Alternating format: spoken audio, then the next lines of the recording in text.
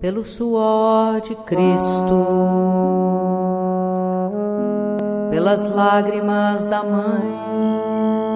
Falar sobre a participação de Maria Santíssima na crucificação e em todo o milagre da redenção humana, a gente teria que falar há muito tempo. E muitos mistérios, na verdade, nem se revelaram ainda. A gente ainda vai compreender a participação desse ser humano especialíssimo que veio ao nosso planeta nessa missão maravilhosa e perfeitíssima da redenção humana. Maria sempre soube que o seu filho seria o Redentor e que ele padeceria toda aquela morte de cruz, né? Então ela sempre conviveu com essa espada em seu coração, que foi profetizado para ela quando ela levou o menino Jesus no templo para apresentá-lo, né? Então desde lá ela já sabia que isso seria algo doloroso, né? Mas, obviamente, na última semana, quando eles já sabiam, né, que já tinha chegado a hora, essa espada cravou realmente fundo no coração de Maria. Isso começou já antes do domingo de Ramos, né, que é o domingo em que Jesus que entraria triunfalmente em Jerusalém. Então, ele lá em Betânia, antes de ir, ele fala com Maria, pergunta se ela quer ir. Porque Betânia, eles estavam hospedados em Betânia, e Betânia era uma cidade a mais ou menos uns 12 quilômetros de Jerusalém. E eles iam e voltavam a pé, todos os dias. Então Jesus pergunta para Maria se ela queria ir com ele. E ela disse, não, eu não preciso presenciar o seu triunfo. Mas sim, por favor, de mim, me leve junto no seu martírio, no seu padecimento. E na quinta-feira, quando eles mais uma vez estão saindo de Betânia, Jesus pede autorização à sua mãe para morrer. Ele sabia que ele seria preso aquela noite e ali era a última oportunidade que ele tinha de pedir a permissão dela, como mãe, para que ele morresse.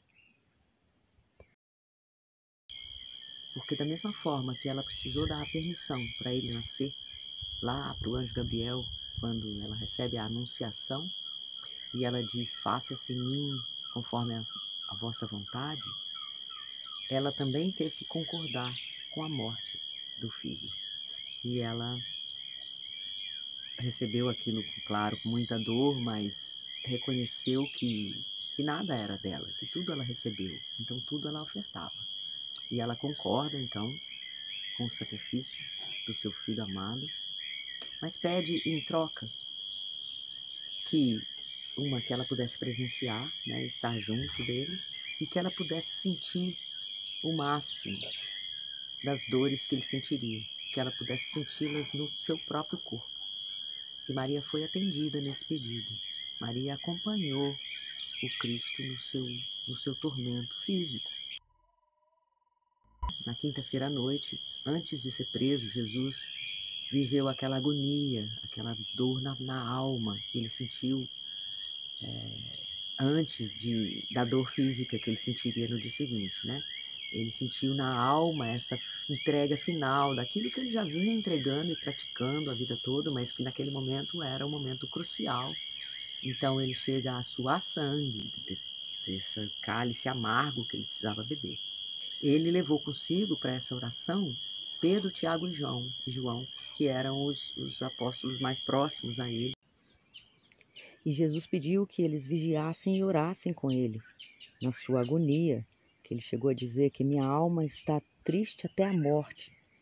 Mas eles não puderam vigiar, eles dormiram, eles desfaleceram e não puderam acompanhar seu mestre naquele momento. Mas Maria não estava lá presente, lá naquele jardim. Ela estava na casa onde eles estavam hospedados, mas ela reunida também com suas 3 companheiras mais próximas, as 3 Marias.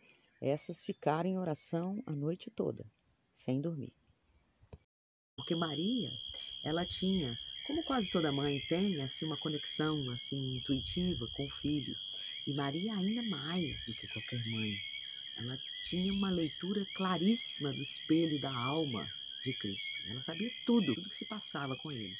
Então, nesse momento de grande dor e aflição dele, ela com certeza sabia de tudo e estava ali acordada, ela com as outras mulheres. Quem acompanhou Cristo nessa vigília foram as mulheres, os homens dormiram. Quando Jesus foi condenado, que eles então saíram em cortejo, né? Ele carregando a cruz e na frente iam guardas lendo a condenação. De ponto em ponto eles paravam para fazer essa leitura. E eram mentiras, né? Mostravam a pretensa culpa de Jesus. E Maria, ela, quando ouvia isso, ela sentia tão forte no seu coração esse desejo de fazer o contrário, de provar a inocência de Cristo. Então ela, nesse momento, ela compôs um hino, né, um cântico, enaltecendo a inocência do seu filho. E isso ela fez, na verdade, a vida inteira. Maria, sempre que alguém era ingrato, ela se desdobrava em gratidão. Sempre que alguém não correspondia às orações que deveria, ela orava por ele. Sempre que alguém não se penitenciava o suficiente, ela se propunha a fazer essa penitência no lugar, para assim compensar a ingratidão da humanidade. Ela tomava sobre si essa responsabilidade como se ela fosse a única humana. Então ela compôs esse cântico e toda vez que eles liam a condenação, ela cantava baixinho e com certeza Jesus escutava. Depois de tudo consumado, e Jesus entregou seu espírito e foi. Mas Maria ficou. E Maria não saiu dali, continuou ao pé da cruz. Quando vieram para apressar a morte dos condenados, para tirar os corpos da cruz, e quebraram as pernas dos outros crucificados, Jesus, como já estava morto, ele recebeu uma lança do lado do peito. Esse soldado chamado Longinos, ele era meio cego e ele percebeu que Jesus já tinha morrido e ele se apoiou na cruz e enfiou a lança no peito de Cristo. Jesus, como já estava morto, ele não sentiu essa lança, essa ferida no peito, mas Maria, que sentia todas as suas dores, sentiu. Maria recebeu aquela lança no peito e ela pulou assim de dor e susto para cima do Longinos e o seu protesto foi dizer que o Todo-Poderoso tenha misericórdia de ti pela dor que causaste à minha alma. Esse foi o protesto da nossa Mãe de Misericórdia, quando recebeu em si a dor da lança que feriu o corpo do seu amado filho. Essas palavras de Maria, juntamente com o sangue e a água que jorraram naquela ferida, abriram o portal da misericórdia. E é esse portal de misericórdia que nós podemos atravessar, graças a essa ferida que Maria sentiu, sozinha, e proferiu palavras de amor e de misericórdia, portal para toda a humanidade. O Longinos, naquele momento, recebeu aquelas gotas de sangue, se curou da cegueira e se converteu imediatamente. E ali de joelhos ficou e foi um dos que carregou o corpo de Jesus para a sepultura.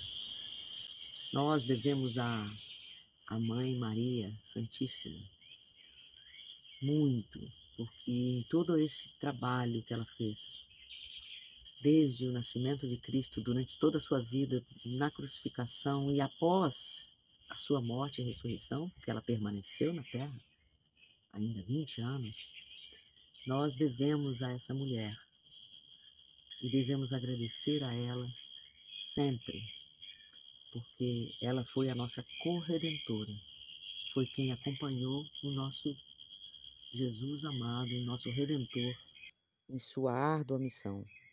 E ela continua nos abençoando sempre que recorremos a ela.